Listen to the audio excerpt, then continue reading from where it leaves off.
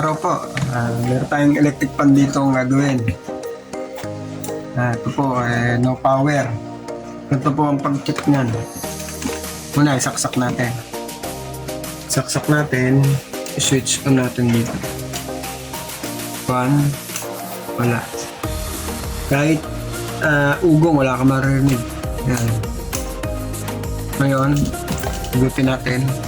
Gamitan natin ng tester. Lagyan natin sa ohms, sa autobolt, sa ohms. Kasama na dyan ang resistance. Ngayon, lagyan natin sa number 1. Dapat may maririg tayo dyan. Yan, wala. Zero siya. Wala. Wala tayong marig. Sa analog naman, gamitin natin dapat. Papalo yan. Dapat pag tinester nyan dito, papalo. 1. Wala. 2, 3, 0. Wala talaga. So, pwedeng putok ang fuse nito. Kung hindi man, pwede ring motor. Ganun ang ano nyan. Nangyayari dyan. Yan. Ito, ang pagbaklas ito, wala yan na dito. Dito ang terminal yan. Kaliwa lang, pagbaklas. Ganyan.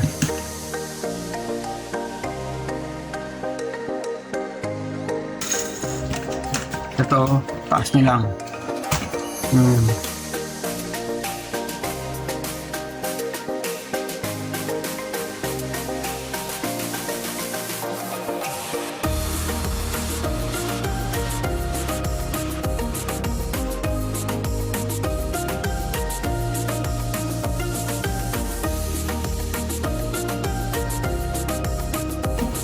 Ngayon, para malaman natin na mabilis yung ito yung technique na gagawin natin. Para malaman natin kung buo pa yung motor niya, i-bypass muna natin yung fuse niya. Kasi sira na yung fuse ito eh.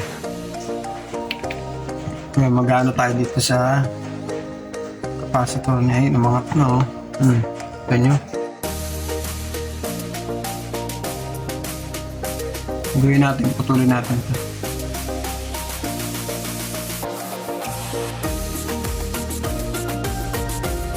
Tapos, buksan nyo ito.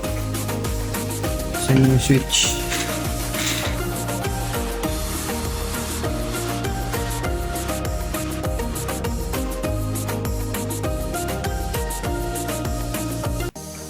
Ngayon, ito yung niyan. Line 1. Galing yan sa saksakan. Galing yan dito. Yung sa linya yan. Kasi ito papunta motor yan. Tatanggalin natin ito.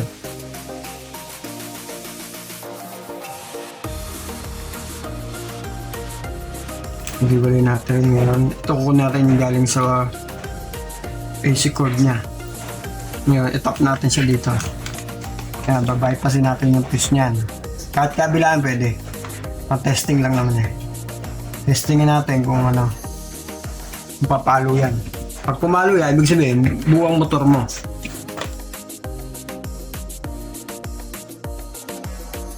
Pag pumalo yan, ngayon, switch natin. Number 1. Yun, pumalo siya. Number 2, yun, hindi siya nawala. 0. Okay? Digital naman gagamitin natin. Dapat may maririg ka dyan na 400 ohms hanggang 600. Depende sa speed mo. Lagyan natin sa 1. Yun. 286. Pasok. Number 1 yan. Tataas yan habang tumataas ang speed. Number 2 426, number 3. Okay. Ibig sabihin, buo ang motor natin. Ngayon, pwede na tayong magbaklas. At least nakita natin buo. Kasi kung sira ang motor niyan, kailangan mo munang bumili ng winding. Mga bagong rewind. Kasi ito, ingatan natin to kasi pwedeng yan putol. Pagbaklas natin yan, dapat dandahan lang. Para hindi siya putulan. Kasi pag naputol yan, mahirap. Mahirap ikabit. So, ito. Baklasin natin ha.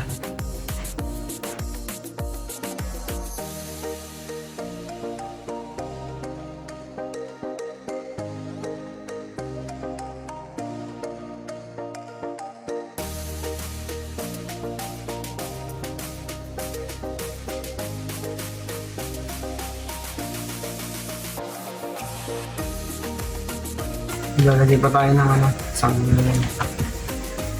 tali. Hindi siya mahila.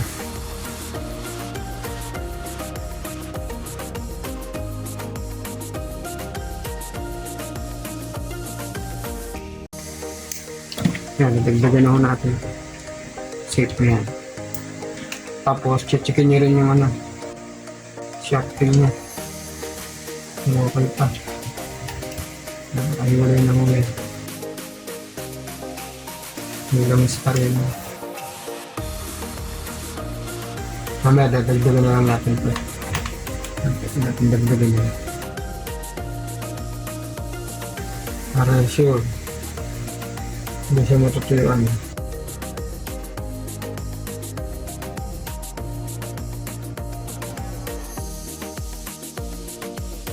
Pag nagbaklas kayo, lagyan nyo niya rin para mas tumagal yung niya.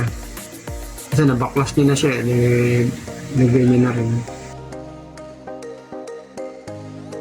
Tapos hayaan nyo lang na ganyan. Para bumaba pa yung lamis. Habang gagawa tayo ng fuse.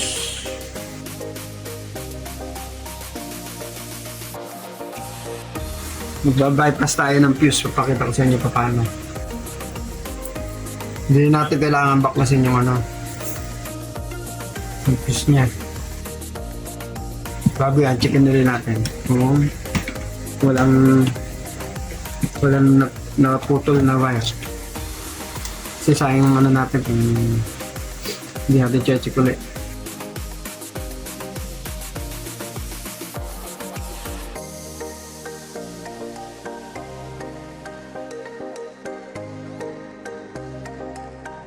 No, pumalo.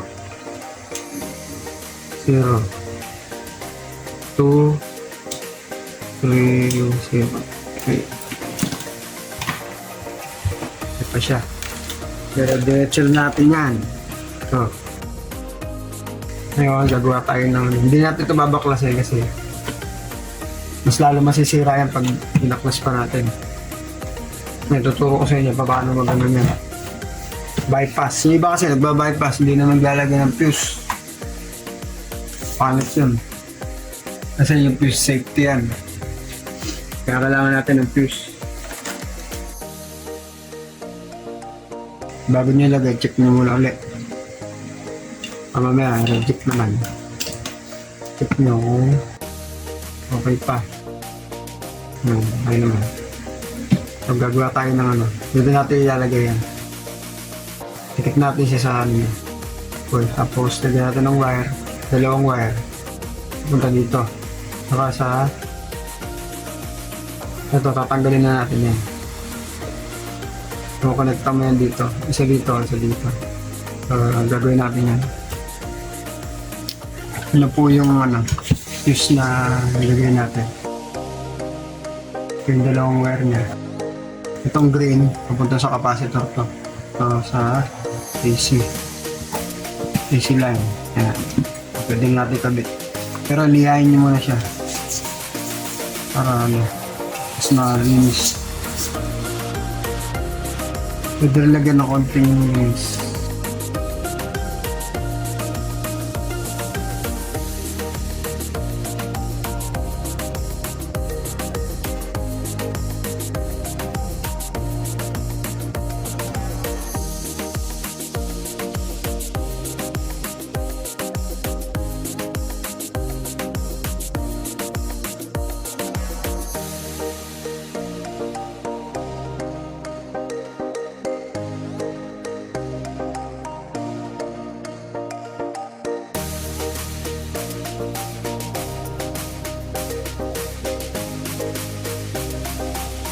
Ito, ayun. Nakatap na yung ano natin. Yung line 1. Ito yung fuse. Nakadikit dapat yan sa ano. Dapat nakadikit yan. Sa windings. Tapos, itong kulay blue,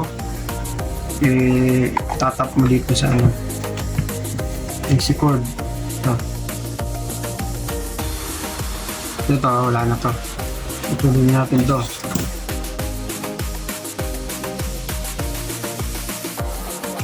Tagayin natin to ng tape.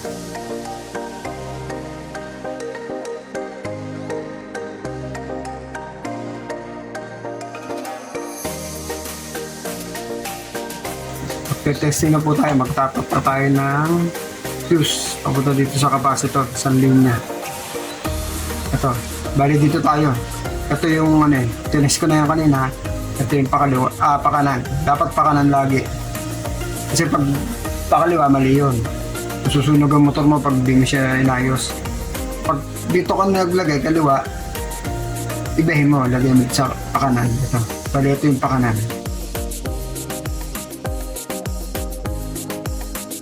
Lagyan mo siyang tape.